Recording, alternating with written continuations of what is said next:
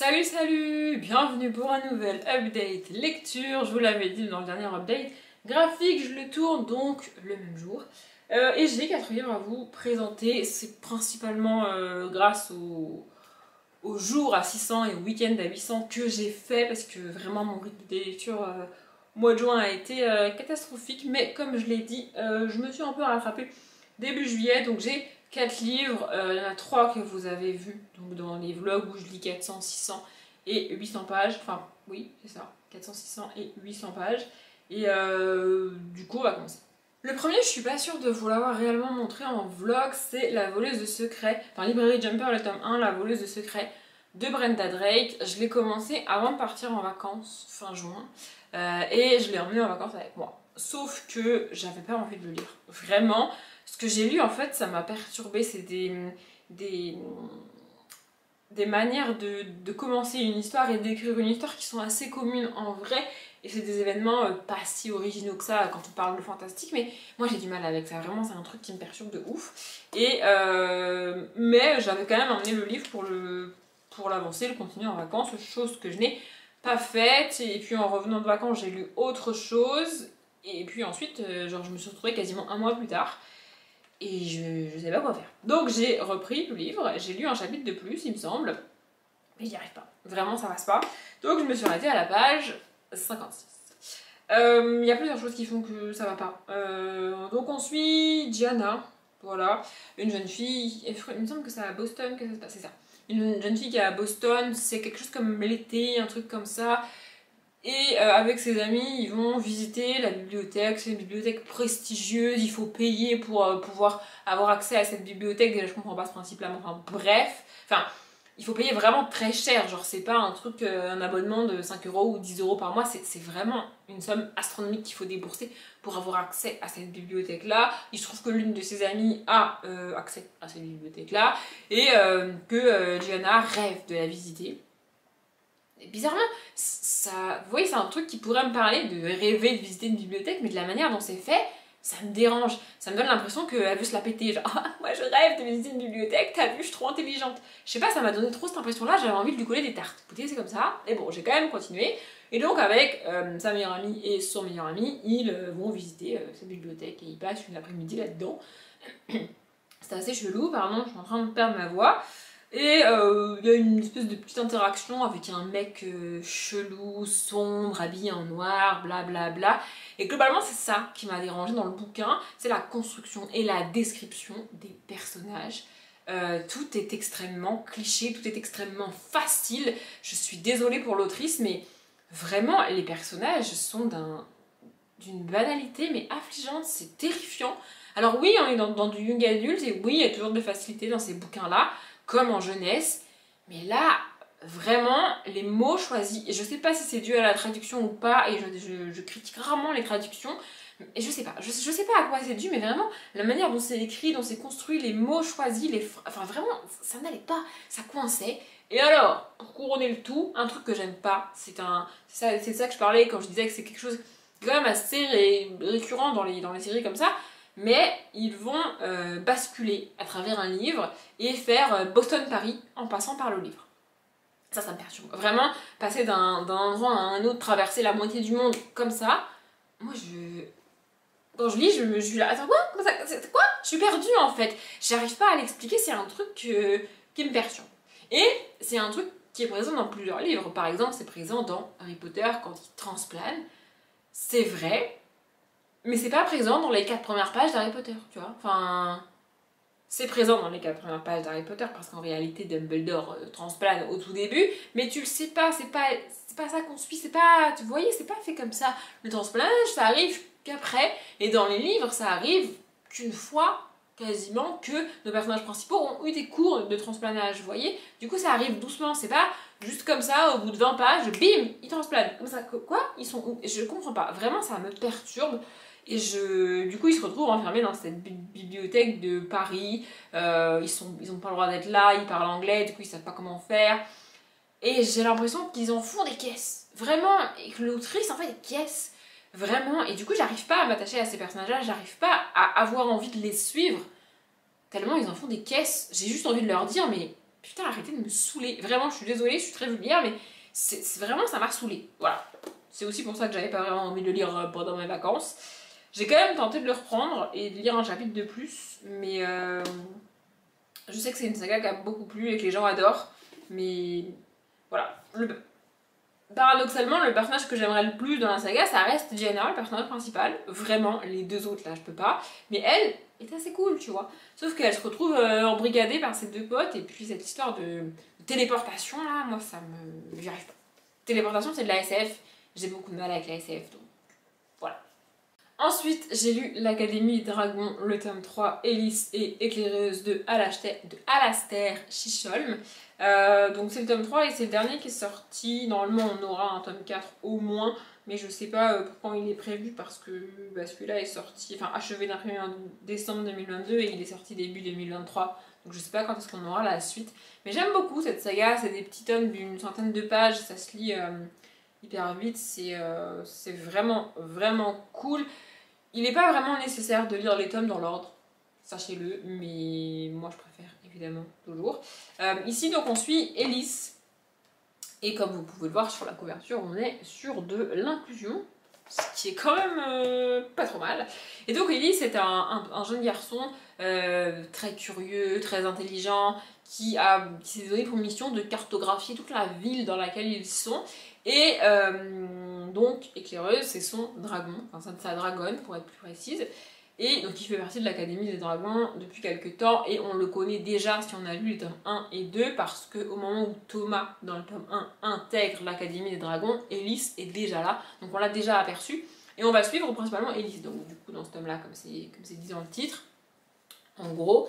Et l'Académie des Dragons est un endroit caché dans la ville que tu vois pas de l'extérieur et que tu sais pas situer dans la ville, tu sais pas trop où c'est dans la ville, tu vois. Et Hélice, évidemment, il s'est donné pour mission de découvrir où était située précisément l'Académie des Dragons dans la ville. Voilà. C'est ça qu'il essaye de faire. Et en parallèle, il y a un concours organisé comme chaque année. En gros, il y a 3 labyrinthes qui ont été construits et les enfants et les jeunes ados peuvent concourir et donc rentrer tour à tour dans les labyrinthes et en sortir. Et celui qui sort le plus rapidement des 3 labyrinthes cumulés, il remporte le concours. Et Hélice, il veut gagner ce concours, donc il y participe avec d'autres de ses amis. Il me semble les 2 personnages principaux des tomes 1 et 2 d'ailleurs, il participe à ce concours-là, sauf qu'il va rencontrer dans les labyrinthes une jeune fille assez bizarre. Et il va, en parallèle de participer au concours, enquêter et essayer de savoir qui elle est, qu'est-ce qu'elle fait là, qu'est-ce qui se passe, qu'est-ce qu'elle veut, parce qu'il y a un truc magique, il y a un truc chelou avec cette fille, et j'ai bien aimé, vraiment, je pense même que c'est mon tome préféré des 3. J'ai adoré le tome 1, j'ai presque pas aimé le tome 2 pour être honnête, mais ce tome 3 j'ai vraiment beaucoup aimé, j'ai trouvé ça très cool, c'est très chou, c'est pour les enfants clairement, c'est pas marqué à partir de quel âge, mais à partir de 8-9 ans sans problème, tu vois, peut-être même avant, si c'est un enfant qui aime lire et qui lit déjà pas mal tout seul, mais ouais, enfin après je suis fan des dragons de base, donc j'adore. Ensuite, j'ai lu pour les 600 pages, il me semble, Les Aventuriers du très très loin, le tome 2, Zoé Zephyr de Paul Stewart et Chris Riddle. J'aime beaucoup Chris Riddle, j'adore les livres de cette collection. Là, il y a plusieurs sagas qui sont éditées de la même manière comme ça, donc il y a Apolline et Liligoth qui sont écrits, il me semble, uniquement par Chris Riddle, et donc cette saga-là qui est écrite à 4 mains par Chris Riddle et Paul Stewart.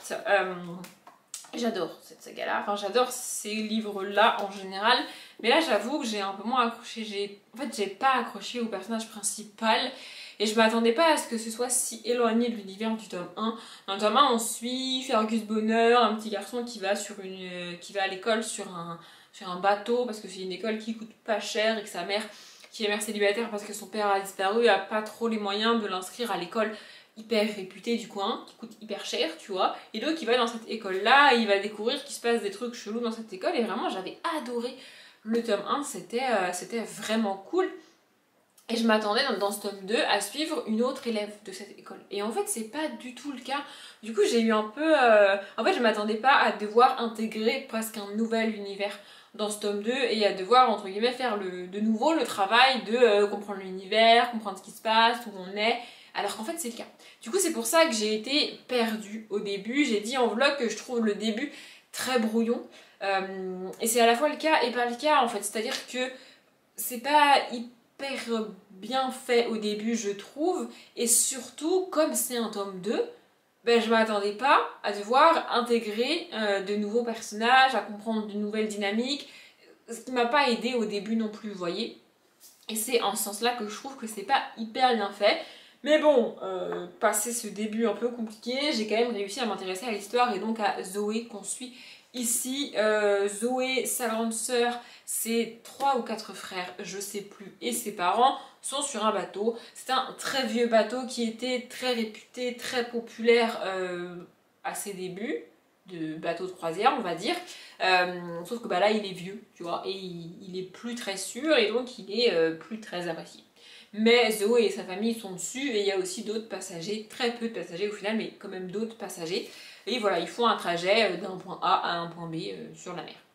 C'est tout. Et on suit Zoé sur ce bateau qui s'ennuie un petit peu et qui enquête un petit peu. Apparemment, il y a des gens qui sont assez louches sur ce bateau-là et elle veut essayer de comprendre.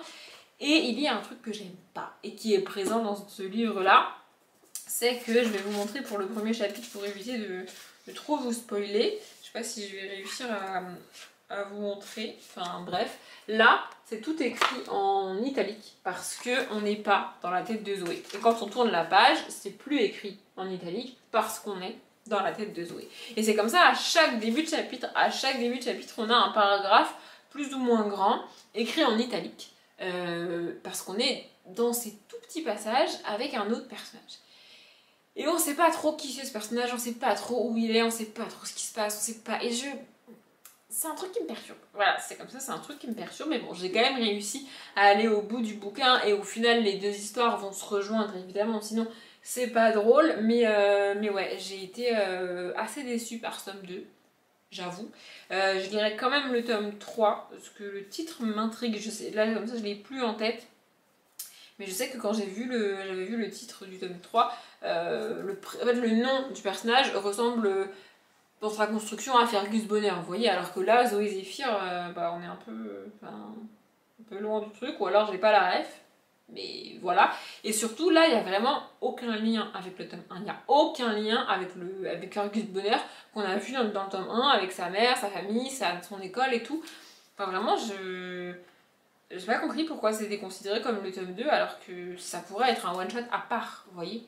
Mais bon, je l'ai quand même lu, c'est quand même sympa, ça reste assez cool pour les enfants. Je vous ai montré ces formats de livres je ne sais pas combien de fois. C'est illustré, il y a des petites... il y a des grandes illustrations comme ça, et puis des plus petites, il y a des trucs comme ça. C'est vraiment des livres, des objets livres très beaux et très cool, et des histoires assez sympas. Bon, ici ça l'a moins fait que les autres, mais c'était cool quand même. Et enfin, je vais vous remontrer pour la je ne sais pas combienième de fois sur cette chaîne, l'un des joyaux maintenant de ma bibliothèque. Vraiment, je l'adore. Donc, ça s'appelle Les Guides des Dragons Tueurs par Harold le Barbare, qui est en fait le personnage, et traduit du vieux norrois par Cressida Cowell, qui est donc l'autrice.